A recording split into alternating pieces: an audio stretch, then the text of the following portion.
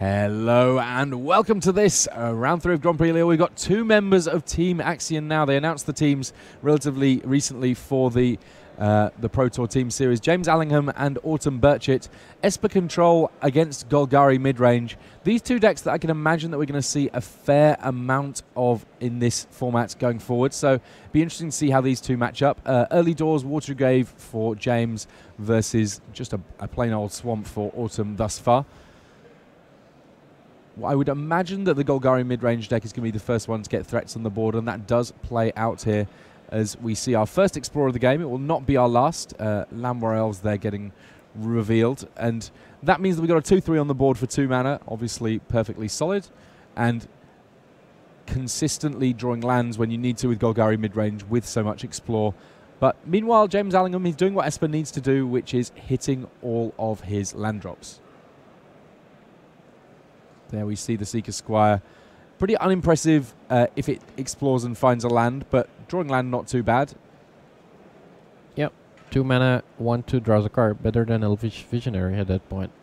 And you can see here Autumn Birchett being considerate of their friend James Allingham, just making sure that just keeping that Lamboy Elves. Actually, looks like the Lamboy Elves went to the graveyard there on the Explore. Jadelight Ranger getting countered. Yep, and also puts the Teferi into the graveyard with the Survey. Got to hit those land drops early doors. The Sinister Sabotage there being played by James, one of the F&M promo versions of Sinister Sabotage. For those of you looking to make your Esper Control decks look as fancy as possible, just get down to your local game store on a Friday night. Jadelight Ranger could potentially have been a big one, but ultimately didn't come down. But Autumn Birchett not likely to slow down. A member of the English national team, and a Midnight Ranger there. Midnight Reaper, I apologise, yes. The 3-2, that one's not going to hang around for too terribly long, but given that it came into play and got hit by a cast down, that means that Autumn will get to draw a card on its death. Loses a life for that, but I don't think they'll mind too much. And here comes Teferi, Hero of Dominaria, immediately ticking up. We know how this one plays out. Yep. Teferi good in 2018, still good in 2018. Yeah, I think that we're likely to see Teferi see a fair amount of play throughout the entirety of Standard while he's legal. The big Planeswalker takes the hit from the Squire. That one not going to be enough. And now Wildgrowth Walker coming down. This is a card that would have been a little surprising to see in main decks prior to this format rotation, but it's pretty solid in this particular format. A lot of Explore available. It promotes, gets an Essence Scatter from the other side of things. The amount of life that it can gain, the amount of size that it can get to in this format, a little bit of a problem, especially for red decks. Yeah, and it also works very well together with the Midnight Reaper. Losing life is not a big problem once you've gained like 3 or 6 life. I also like how it plays with Doom Whisper, but I don't think Autumn is playing any Doom Whisper. Maybe in the sideboard, but I don't see it. Nope. Vivian Reed as an expensive card. Well, if you want to talk about expensive cards, Chromium already coming down on the other side of things. Doesn't it have Flash? The Mutable. Oh, it untapped 2 lands. Actually on turn 6, that's sweet. Yeah. Can we find a sacrifice effect? Turns out not so much. Nope. Chromium not interested in blocking there. Just no Playcrafter just yet. One in the cyber for Autumn, but I don't see any main deck Playcrafters. And James could actually sacrifice the Fairy. Well, here comes Carnage Tyrant. Both players working with creatures that cannot be countered and have the potential to be hexproof at very least. This is a format where all of a sudden having ways of dealing with hexproof creatures is very important. It's not just your green lists running Carnage Tyrant. Chromium, another example of where hexproof can become a factor. And this game not looking very good for Autumn. Didn't get much going in the early game. Was facing a very early Teferi. And now, is that Ritual of Soot? Yeah, Ritual of Soot dealing with the smaller creature on Autumn's side of the battlefield. Thanks to the 2 mana and then untap 2. Only 2. Now there's still the Carnage Tyrant, but does James have the Settle the Wreckage, or is he gonna lose his Teferi? It's actually a sorcery. How did that work? He tapped 4 to cast it, and then untapped 2 lands at the end of turn. Yeah. We figured it out. Yeah. we cracked that code. Wasn't too difficult. So Autumn here can kill off Teferi, assuming that this attack goes through okay. Esper Control does potentially have the way of dealing with the Carnage Tyrant in the form of Settle the Wreckage. Cleansing Nova, another card that is being played. He actually has 2 Detection Tower in the main deck. James very much respecting Carnage Tyrant as a threat. Now we're gonna see Vraska. Finally a Syncopate able to actually be used here. Detection Tower, I think a card that we're likely to see more and more of, as even in a 3-color mana base, the fact that it gives you an answer to the likes of Carnage Tyrant, Chromium, and so on and so forth is so big that it's worthwhile occasionally, meaning that your mana is a little shakier. Yeah, the mana for Esper Control is also a little bit worse than the mana for Jeskai, because you only have 1 Shockland. Watery Grave, we'll have to wait 1 more set to get the full 12 Shocklands if we want to. But it's still now. Wow. it's still working out. So James here hitting his mana, obviously important. Getting Autumn Birchit down to 5 life on attacks here. Doesn't take very long for Chromium to get things going, as it turns out. And I think there is another copy of Teferi in hand, but he chooses to pass with all of his mana up here. I guess that he knows that essentially all that needs to happen is 1 more attack, and that is enough. James Allingham picking up the first game against fellow Team Axion Now member Autumn Birchit. Birchit will have to dig deep to the sideboard if they're going to be able to find the correct answer to what James has going on here. So let's have a look at our sideboards, see if we can figure out if there are particular cards coming in. Given that this is the first time that we personally have had green-black on camera, let's start off with the green-black sideboard. Any key cards standing out here for you, Moraine? Yeah, there's definitely 4 Duress coming in. Getting rid of these Teferis early. There's not that many creatures for James. Actually, just 1 Chromium the Mutable, and maybe in a sideboard Thief of Sanity. Another card that I think will be coming is the Playcrafter, because it gets rid of Teferi once it hit play. Another Carnage Tyrant, probably not that bad. But apart from that, don't see that much. The Cast Down's pretty bad. The Ritual of Suit, not very good. Vraska's Contempt could also come in. And Wild Growth Walker is probably going to get cybered out, as I see it. And on the other side of things, James Allingham, with 3 colors, he must have a crazy amount of options in terms of how he was looking to build for this Grand Prix here. Yep. Any particular cards that stand out to you on his side of things? 4 copies of Thief of Sanity. I think we should be bringing in that one. I wouldn't be too surprised if Autumn cybords out Ravenous Chupacabra. And then I'm liking my Thief of Sanity, getting like an early 2-2 instead of sitting back just hoping your counterspells do the job. That's one of the problems, right, against black-green. With Carnage Tyrant, you're not even sure if your counters are going to be enough, so I would rather try to be a little bit proactive and try to get things going with Thief of Sanity. Vona, Butcher of Megan might actually be also pretty good. A 4/4 Vigilance that can get rid of Planeswalkers. I like this Nameful Stroke, of course. Very good card. Counters Golgari Findbroker. Counters Vivian Reed, counters Vraska Relic Seeker. Another Vraska's Contempt might be good enough. The question is, how many cards do you want to be sideboarding out? I don't think you want to sideboard out Essence Scatter. Ritual of Suit was pretty bad in this game, but I think in the typical game where your opponent gets going, in the early game you want to keep a couple. Yeah, it's interesting. I think Thief of Sanity is probably, of all of the cards in the sideboard, the one that I'm most excited to see more of. I mean, we're used to the sort of Night Vale Spectre type effects at this point. Thief of Sanity, though, because you get to look at 3 cards on the top of the deck. Much better. 1, you get to exile face down, and you can then cast using whatever color of mana you need. The other 2, straightforwardly going to the graveyard. You're almost always going to find something of some relevance that you get to exile.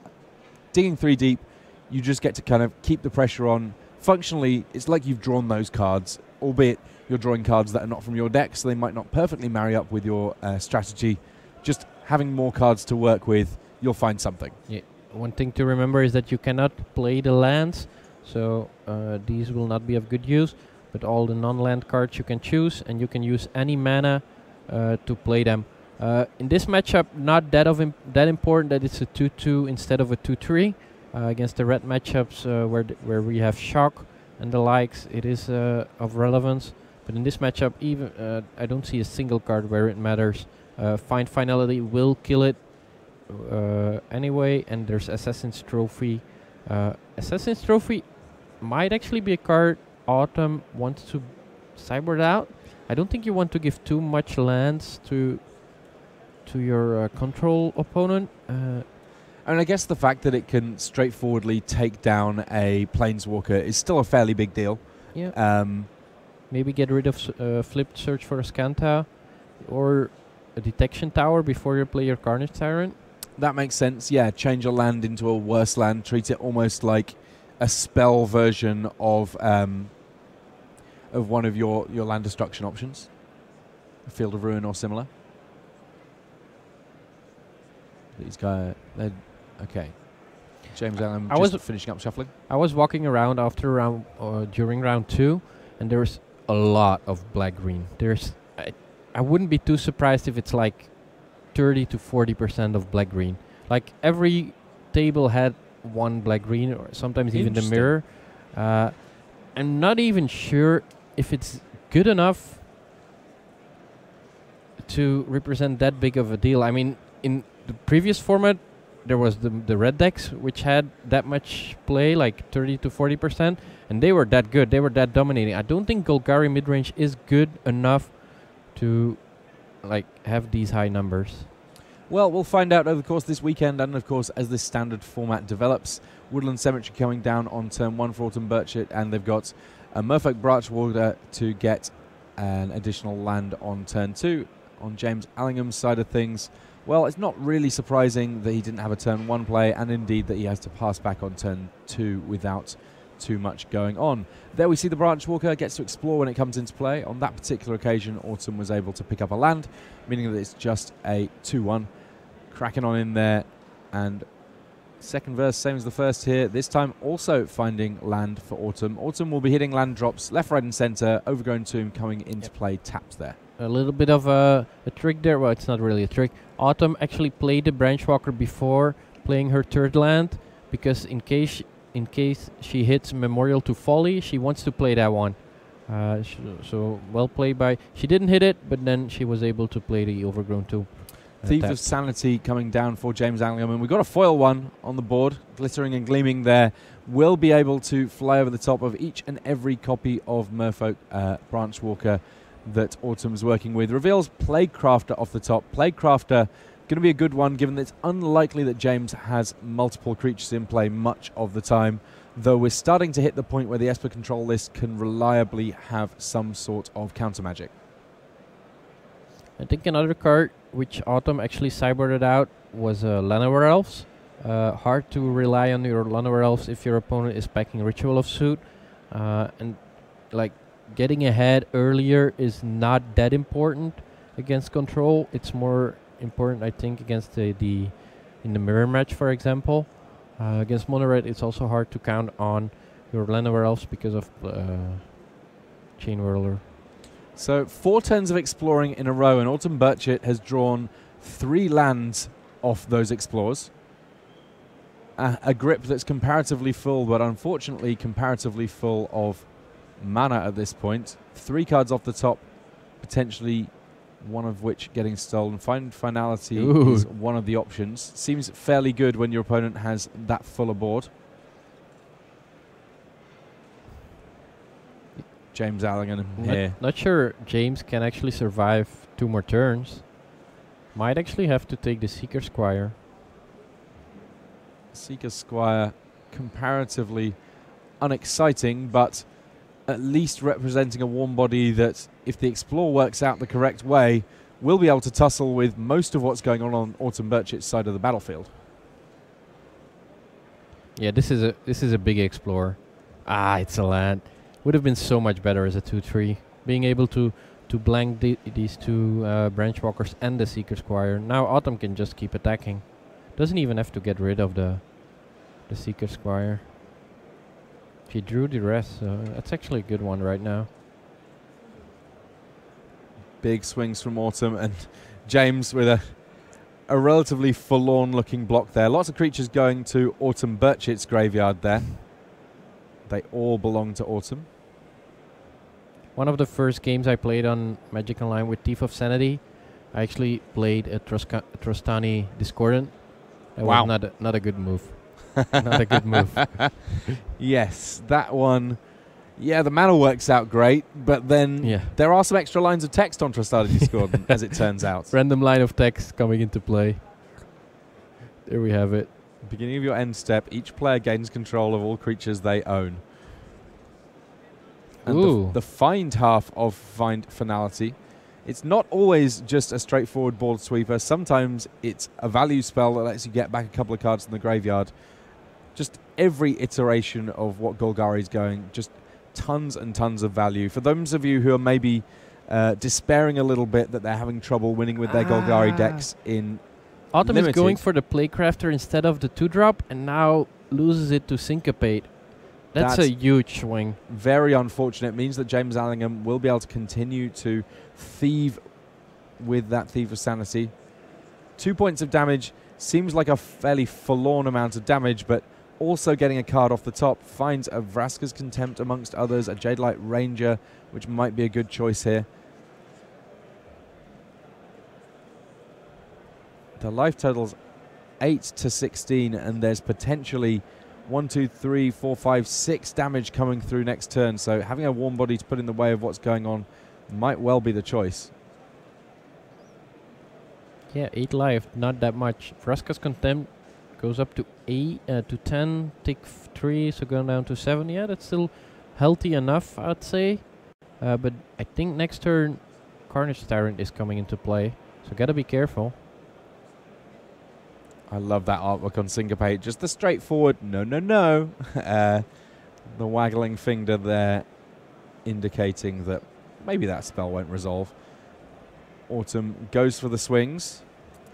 They want to end this game as fast as possible.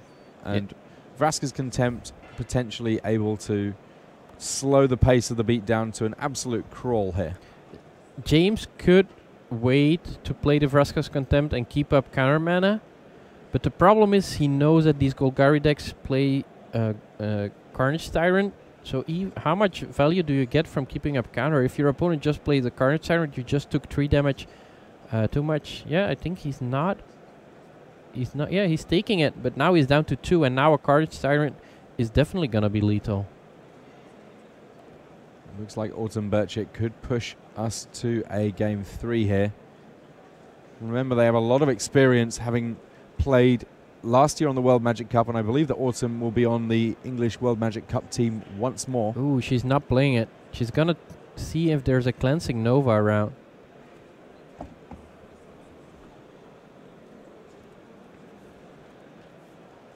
So clearing a path here with Duress.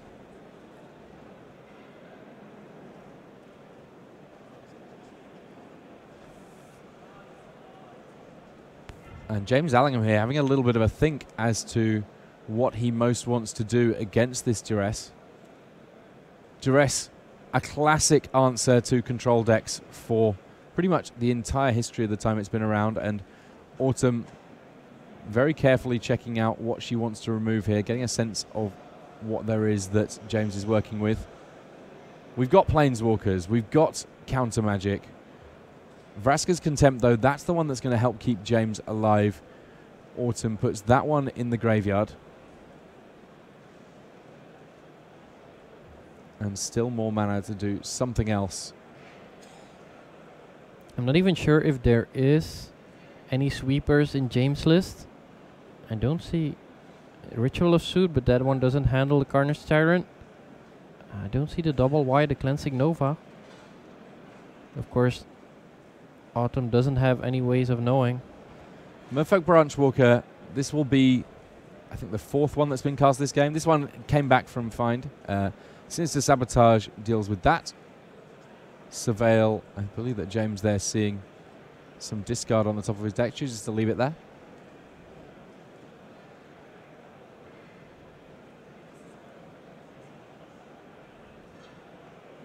Okay, so now we have the double white to potentially allow for big mass removal spells. And Thief of Sanity continues to do good work.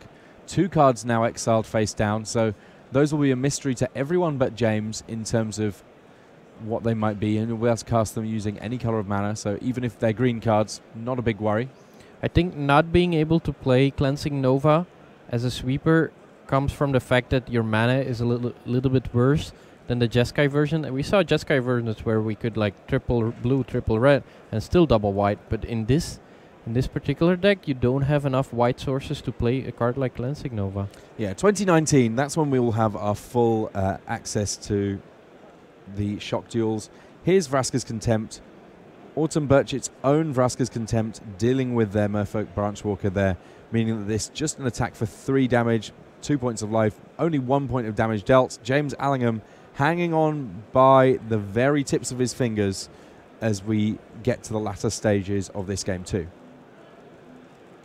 Yeah, Autumn does know the coast is clear, so could go for the Carnage Tyrant. Still gonna fire off the second Duress first, get rid of the Teferi, and well played playing the Duress first before the Carnage Tyrant, because this would mean Syncopate cannot take it. Oh, look at that, how miserable. Cast down on the Merfolk Branchwalker. Yeah, and you see now why the cast down being played. Syncopate itself may well just not work, and not enough mana to keep up the Sinister Sabotage. Might as well use the cast down, which might have been the other likely target. Yes, Teferi gets taken, but at least now the likelihood of the one remaining creature on Autumn Birchett's side closing the game out goes down just a touch. What is Autumn afraid of?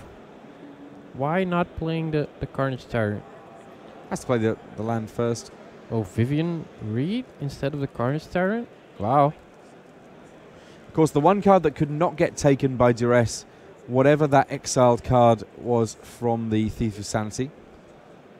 Now, remind me, Moraine, the cards that get exiled by Thief of Sanity, once the Thief of Sanity's gone, you can still cast them, right? I believe you can still cast them. And there we're going to see it. It's going to be Midnight Reaper. Well, not the best of cards if you're at 1.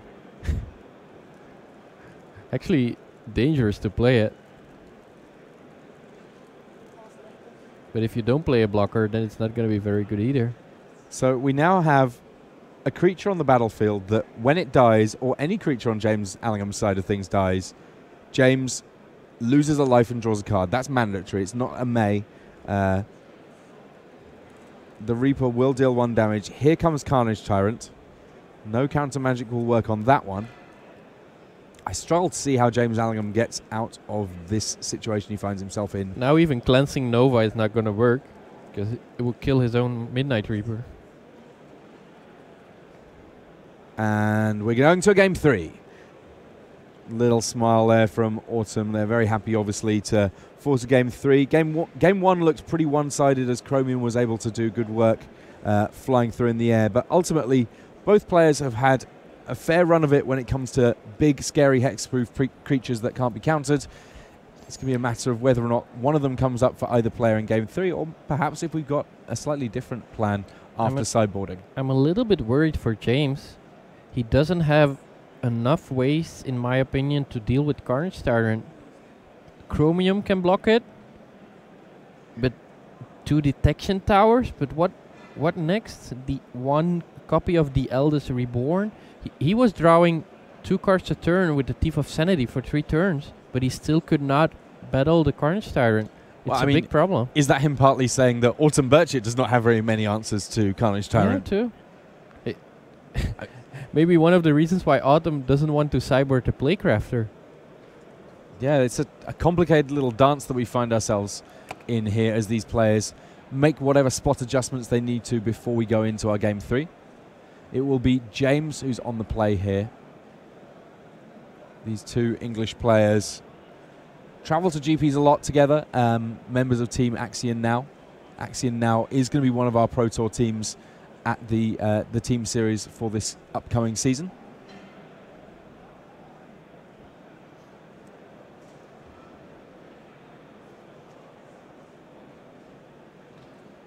Golgari mid-range at the start of this tournament was one of the more talked about decks, and I think that one of the things that's really got going for it is it's full of value everywhere. Yep. It's not necessarily getting like 3-for-1s, 4-for-1s from doing big mass removal spells a lot, but what happens very, very regularly is you get a creature that will do something when it comes into play.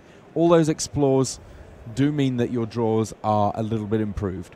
All of the chupacabras that are coming into play and killing a creature, it's very difficult to battle 1-for-1 against it. I mean, even if you never draw a Carnage Tyrant, if your opponent is playing a counter spell on one of your creatures or a removal spell, especially on one of your creatures, if it's a 1-for-1 removal spell but you've already got benefit from the coming into play ability, then sooner or later that's just not good enough. Yeah, it's the definition of mid-range, I guess. Like, so much value from your creatures while they still do pressure your opponent a little bit.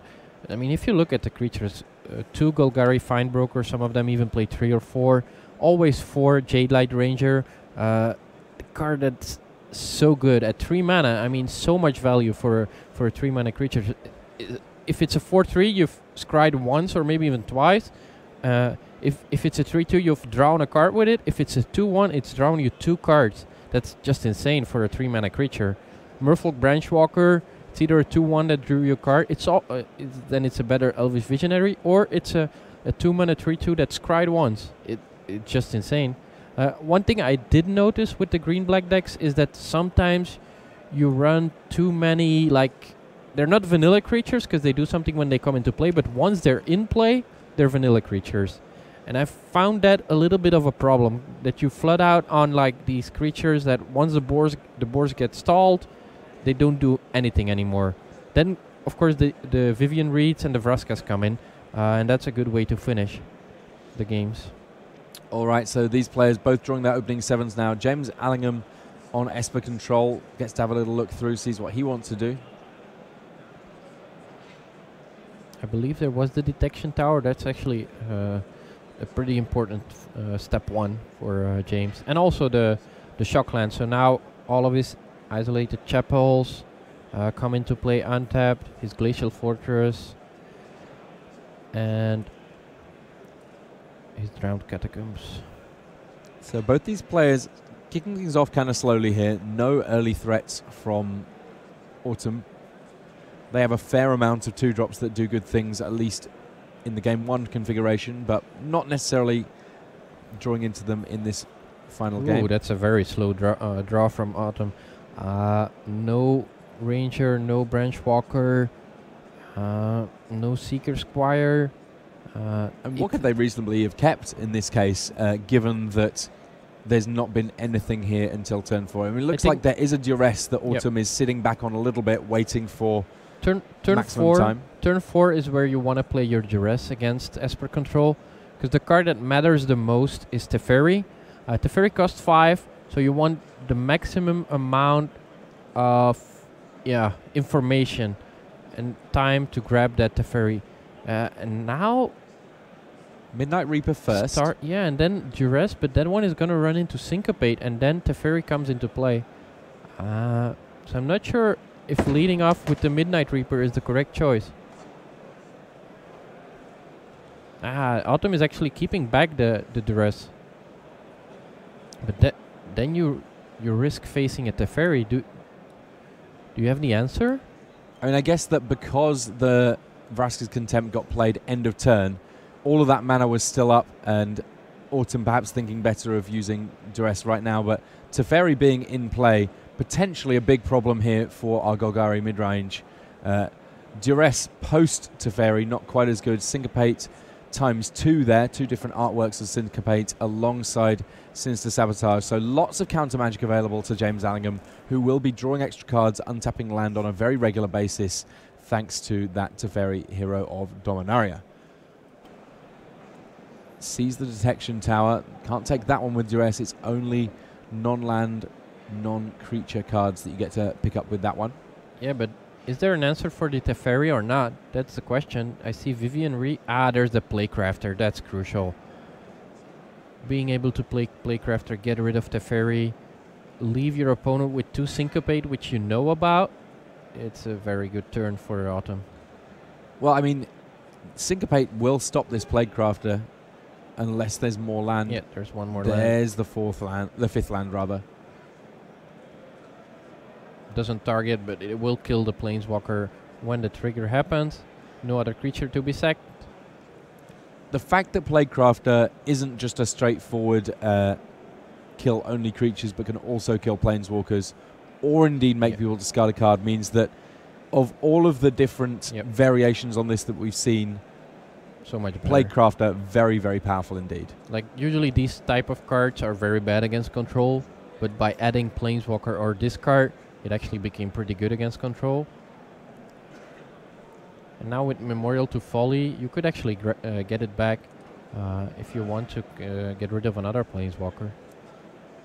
And Alligum now, we know that he has Syncopates, but so does Autumn Birchit.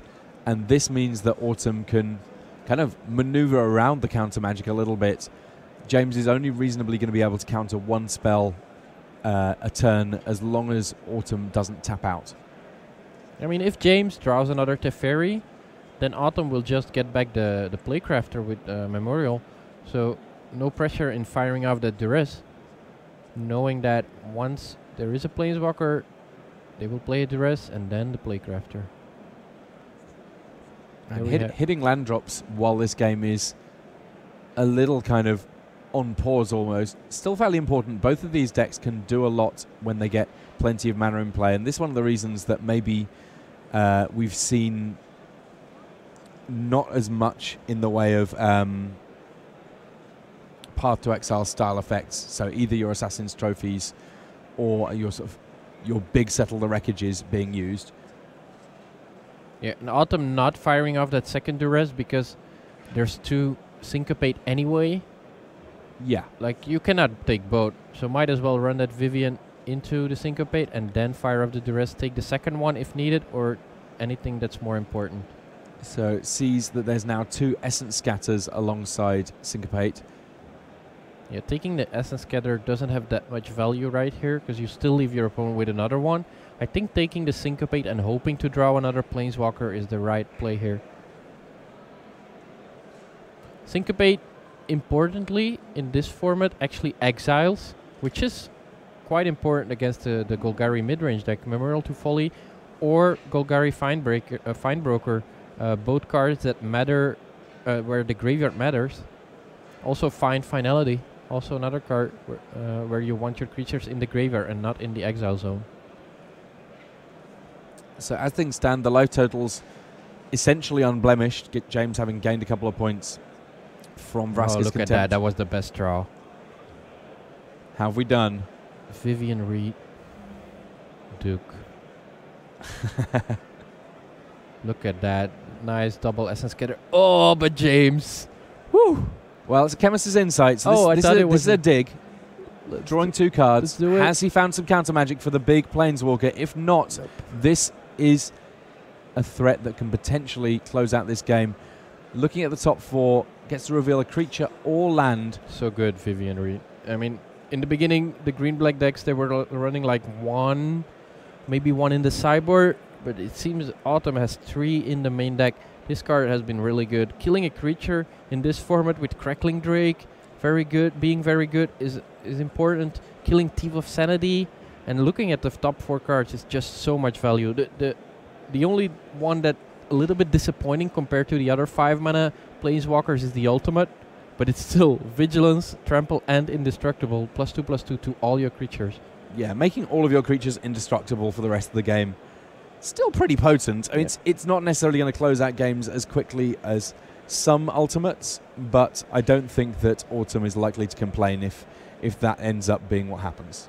Yeah, James does have the Vraska's Contempt. I think he will have to use it and then have to play his Thief of Sanity, but the problem is still if he uses his 1 removal spell, then there's still the Carnage Tyrant. He does have the Detection Tower, so he's not out of it just yet. I believe playing the Thief of Sanity is correct here. although you are not keeping up 2 mana for Essence Scatter, but you know there's already the Carnage Tyrant.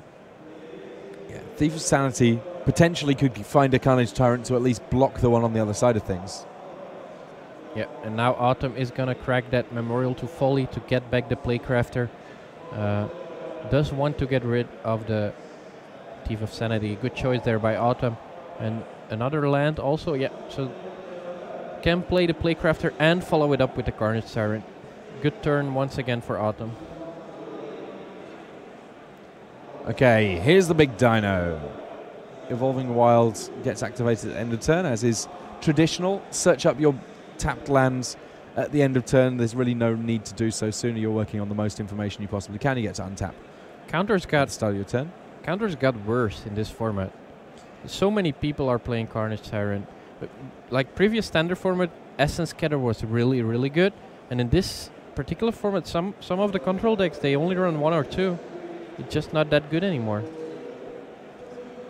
Can't be countered, trample, hexproof. The worst nightmare of many control decks. Yes, we have the ability to use lands to be able to remove that hexproof, but that's by no means assured. Now we're gonna flashback, well, jumpstart the Chemister inside. Does he find a removal spell? He does have the detection tower. towers. He's still holding on to it. I'm not even sure if not playing it is correct. Well, I guess you don't want to lose it to Assassin's Trophy. So yeah, keeping that detection tower in hand does gain some value, but if he draws Chemister Insight, for example, you would rather discard another land than the detection tower. Some green-black lists also run like 1 Field of Ruin, so there's another reason to keep that detection tower in hand. James Allingham has his first dinosaur-shaped bite taken out of him here. It's not going to take too many of them to finish him off. Field of Ruin a potential concern, but you're always going to be able to get 1 activation off that detection tower. If you keep it in hand, play it and immediately use it. But here comes Chemist's Insight. Let's draw a couple of cards, says James Allingham. Chromium. And I guess in a pinch, that's another way of dealing with the Tyrant.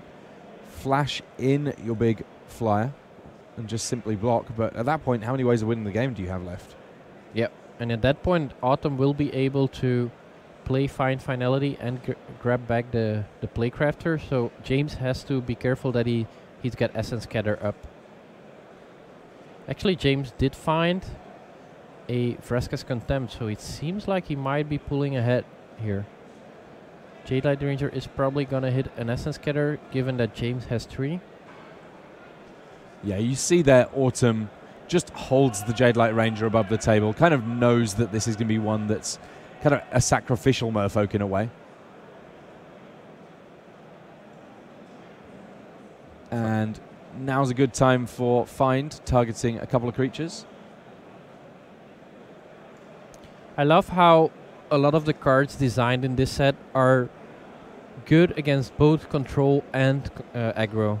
Find Finality is an example, Playcrafter is an example, and I think it's also one of the reasons why green-black is this good in the format.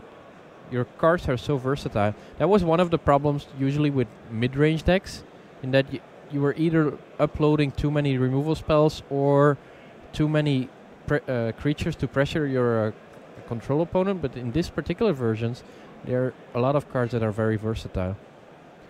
Okay, so now might be the turn that we see Carnage Tyrant dealt with. Currently at 10 life, so can afford to take 1 more swing from the big giant dino. Problem is if James counts on the Chromium, he will lose it to the Playcrafter. I don't think he wants to be doing that. I think he'd rather play the Vraska's Contempt and get rid of the Carnage Tyrant. It's actually a difficult position because you're losing out on value there. If you can eat it for free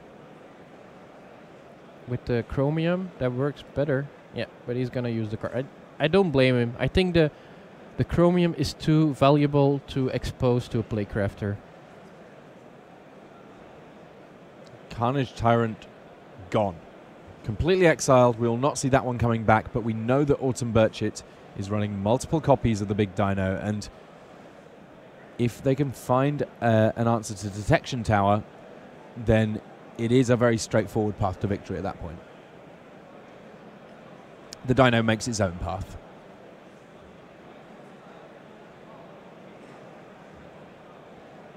Overgrown Tomb doesn't need to come to play untapped right here, and I think James is slowly pulling ahead. yeah, just being able to jumpstart Chemist's Insight, very, very potent way for these control decks to never ever run out of cards. Yeah, very good card. One of my favorite cards in the format. I usually don't like drawing cards, but this one, it's just so good. You don't like drawing cards? What's wrong with you? Yeah, I'm not that big of a blue mage. Let other people draw cards with your Goblin Guides, right? Yeah, I'll kill them with my Goblin Guides. Okay, here comes Teferi, Hero of Dominaria, and a lot of mana to work with for James, as he even gets to untap a couple of lands here. I think Autumn does have another find to grab back that play. I know he still has that Playcrafter. Does James have enough lands to counter it with Syncopate? 1, 2, 3, 4. There's a Sinister Sabotage. That will do it. Also means a little bit of surveilling. And also, if Autumn grabs it back with Find, plays it back, only 2 mana left, and then Syncopate comes in. So tough position for Autumn. Sure, that's gonna work. But now, cannot play the Playcrafter, or it will get countered by Syncopate.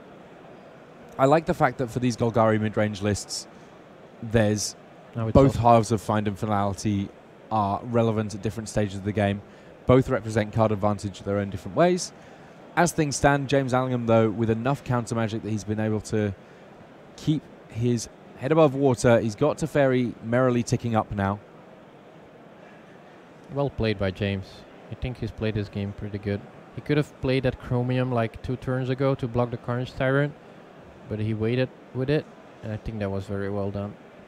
Knowing that he had still the Chemister Insight in the graveyard to pull ahead if the game goes long. Look at that Elder Dragon. Yeah, original Chromium, I think, already has seen less play than Chromium the Mutable, and that's saying something. Obviously, Legends was a while ago. The big upkeep cost on the original Flying Rampage 2, not necessarily a set of abilities that one might necessarily expect on an Esper Dragon. Please remind me, what is Rampage 2? Rampage 2 means that every time that Chromium is blocked by multiple creatures, it will get +2/+2 for each creature blocking it beyond the first. So kind of a little bit like Bushido. Now Vivian Reed for Autumn. Battle of the Planeswalkers. Firing arrows at the ferry. Well, Vivian is more of a source of card advantage than removal right now because it can destroy artifacts, enchantments, or flying creatures. Chromium, in principle, is a target for Vivian, except for the fact that Chromium is mutable. It says so right there on the card. Yep. Could give it hexproof. Upkeep, Fresca's Contempt on your Teferi. It's gonna go away. So this game's not over yet. But now there's another big problem on the table. And I think James even has a backup Teferi. Yep. Chromium kills off Vivian Reed. Backup Teferi comes along to draw James still more cards. So we see 5 mana. But he's gonna untap 2. Now play Thief of Sanity. Yeah, Autumn is in trouble. Don't think there's a way out. Even Playcrafter now doesn't kill the Chromium. Because there's the Thief of Sanity and Teferi to sacrifice. 22 life that Autumn is working with, but they will rapidly find that number diminishing as the air force of James Allingham starts to come on in here. Jade Light Ranger, yes, that's a couple of explores. 22 life has never felt that miserable when facing Teferi and Chromium and Thief of Sanity. I mean, I think 22 life will always feel fairly miserable when facing down that kind of a board.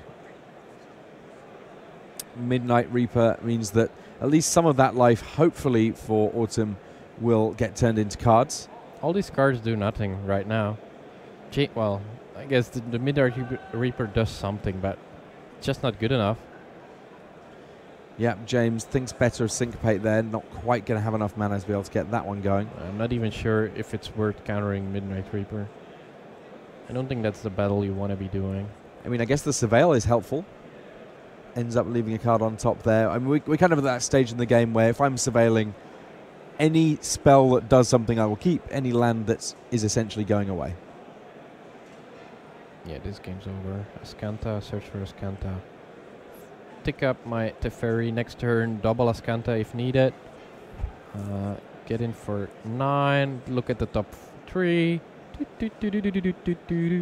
Yep, all the wheels of this three-wheel circus spinning for James Allingham right now. More cards going into Autumn Birchett's graveyard, but that's not really too much comfort when there's Jadelight Ranger getting bigger and leaving another Teferi on top. Backup Teferi, if you will. Fine Broker. Well, something. Vivian Reed, kill the thief. It's not good enough. Chupacabra. Playcrafter is gone. Yeah, this is not. This is one of the better draws, but still doesn't do anything, to be fair. I don't think I even syncopate here. You know you have the 2-turn clock with Chromium and Thief of Sanity, so I don't think the Fine Broker is important enough to counter. I mean, I guess that in principle the clock could be slowed by a removal spell here from Autumn Birchett, but I believe that Autumn operating empty-handed now. Yeah. Yeah. Get back Ravenous Chupacabra, kill the Jadelight Ranger and attack for 4, 5. Yeah, that's something. Yeah. But for the fact that there is still this big Syncopate, and this Syncopate's enough for Autumn to scoop up their cards. That is it. Esper Control taking down Golgari midrange, and even though Golgari midrange has the potential to power out lots of card advantage, it's not as if Esper Control doesn't have any card advantage abilities. It has got the opportunity to draw cards with Teferi. It can potentially get all of that card advantage off Thief of Sanity, and that's kind of the way that we saw it play out. Full 3 games.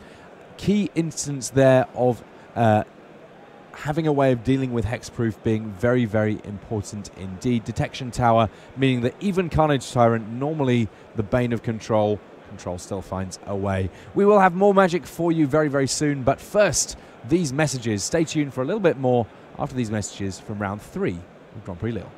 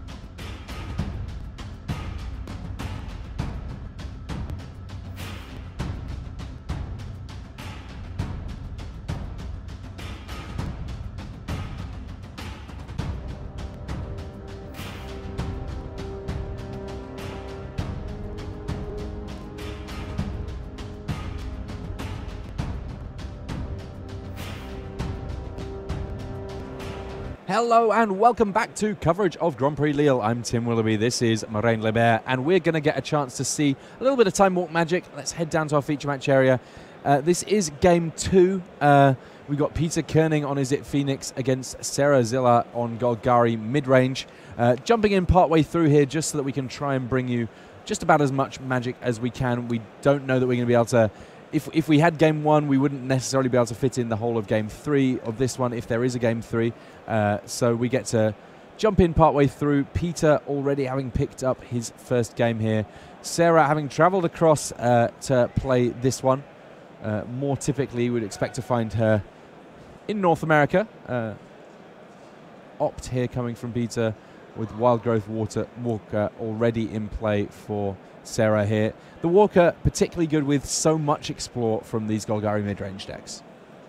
Yep. Very well for the red decks. Actually, very hard to handle once it grows once.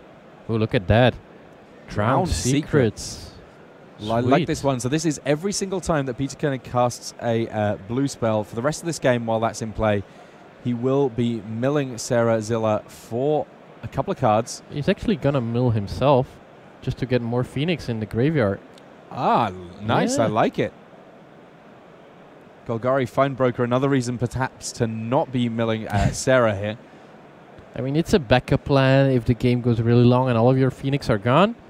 But I'm pretty sure he's going to start milling himself, hoping to hit as many Phoenix as he can. Yeah, Seeker Squire there, successfully putting counters on both Wild Growth Walker and itself.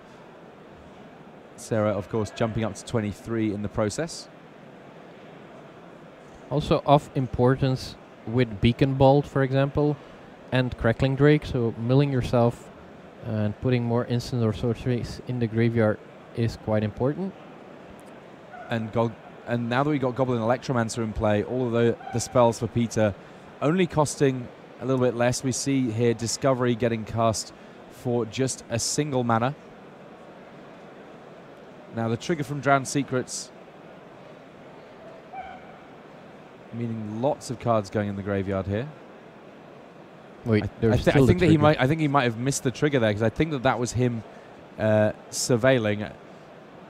Yeah, I think the trigger goes first and then the card resolves. So now he still gets to surveil too. Yeah, it looked a lot to me like he was surveilling there, though. I think that it looks to me like this is a missed trigger and they're just kind of talking through it. Obviously, these two things looking a little bit different.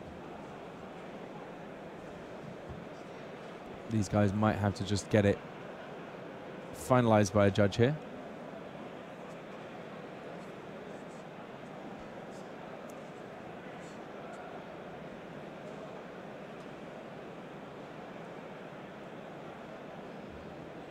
Drowned Secrets. There was another version with 4 Drowned Secrets. This one only runs 2. But the 4 copies actually happens quite a lot that you get out 2 or 3 and then you just mill out your opponent. With all of the jump start, works very well. Get those Radical IDs into your graveyard. Beacon Bolts, Chemister's Insight. I like Jumpstart as a mechanic. I think it's a very good mechanic. Cast down there, dealing with Goblin Electromancer, allowing for some big swings here from Sarah, who often works with the team on face-to-face. Not a big surprise to see her with a very good deck here as we go into the second round of this GP.